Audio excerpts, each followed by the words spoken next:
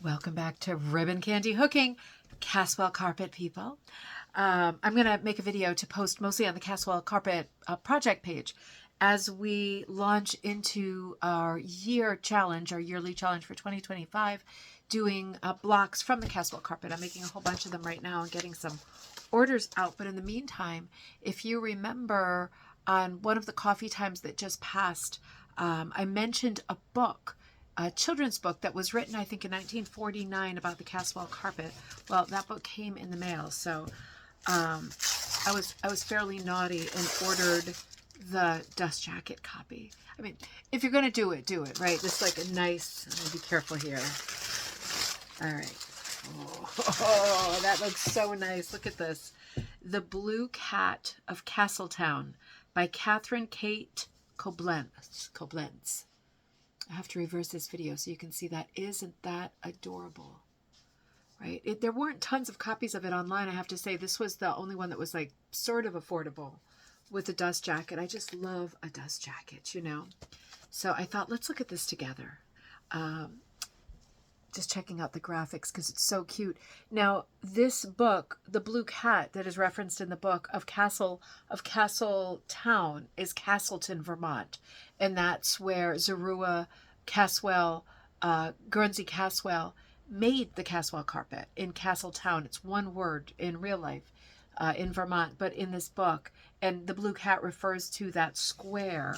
I'm tracing them here. This is one of them. I'm about to trace this. The blue cat square on the Caswell Carpet itself. So it refers to that, and apparently it's illustrated by Janice Holland. Apparently it's a children's book about the blue cat. Let's see. I'm going to take the dust jacket off just to be careful because it was still like $40 or $50. So it was $2.75 when it came out. How cute is that? This is what it looks like without the dust jacket. And I know there's lots of copies of that on there. So if you're looking for a first edition, I think there's only one other with a dust jacket online. Sorry. And it was crazy expensive. So I went for this one. Now, this book, before I forget, was published in, let's see, was it 1949? It was 1949. The Blue Cat of Castletown. It's got a lot of text, so I'm not going to read the whole thing, but I'll show you some of the illustrations. And this is one of the things we were looking at online when we got into the Caswell Carpet conversation. We were looking at the different houses that we already know about from the basic history of the carpet. This was given as a gift to somebody. It says Christmas 1950. So right after it came out. How cute is that? But I'll show you a little close-up, just in case you're getting into the history of it too. I will be doing a lot with the history of the carpet and the town as things progress with our project. But just getting into it now, looks like such a sweet town center, doesn't it? So I'll read it, and I won't read it online, but you know, it's not a short read, I have to say. It is, this is a funny book review, isn't it? I've never reviewed a book like this. Oh my God. Okay, I thought there was a sequel. I think we're good. Because in the back it says other books by Catherine Kate Koblenz.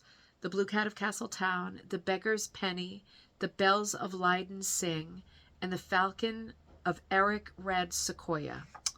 How cute. She did quite a lot. Okay, so it doesn't have, oh, it does have page numbers. It's 123 pages. Look at this last illustration. This is really interesting for us as hookers. You see that? The cat sitting on what looks like a hook rug.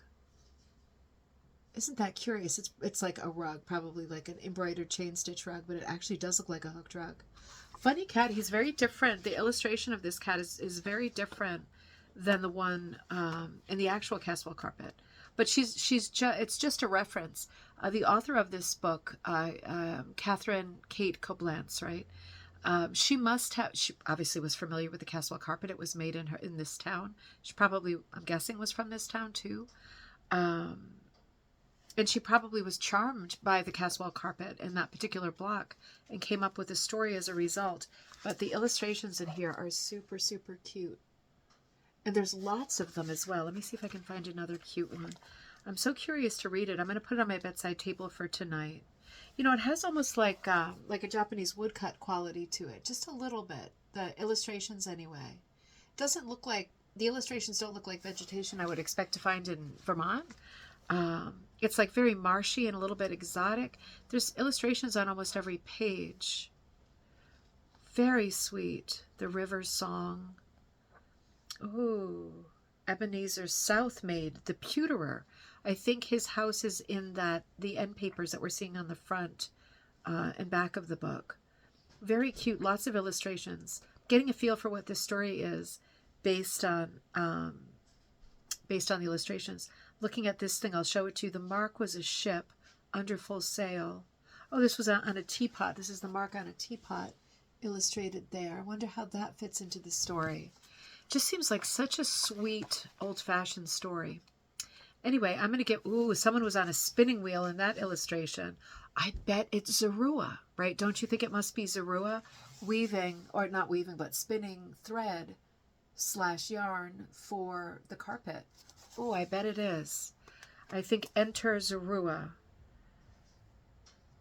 And I think she's called Miss Arana in the book, so not Zorua. Interesting. There's a lot of rug references in this book too. This might be something that if you're working on the carpet, you might want to get this for your collection. It looks very sweet. I'll give it a read first, just in case it's really sort of insipid or whatever. But it's very, very sweet. Lots of rug references in here. It looks super charming. Lots of great pattern opportunities too. But of course, something that's 1949 is not out of copyright yet. We're only looking at stuff that's 1929 at this point, and before that's out of copyright. Super cute. I can't wait to read it. I'm going to put my dust jacket, I'm going to put the jacket back on the book. So yeah, so this was a fun purchase, and you know, there's not a lot out there for the Caswell Carpet, so I was happy to find this reference to it right on I think it was the Folk Art Museum's page. Really cute. I'll give that a read and I will report back. Super cute book to go along with our project. I can't wait to get started with mine. I'll see you next time.